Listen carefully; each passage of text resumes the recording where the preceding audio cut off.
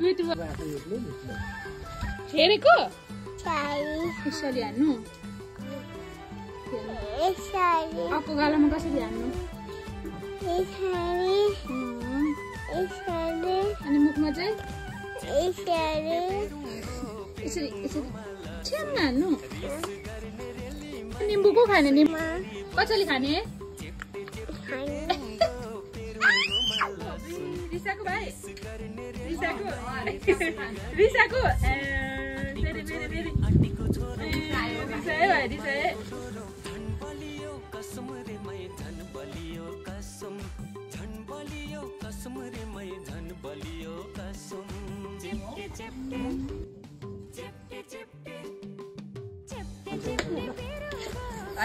कसरी बनाउने मिठो कसरी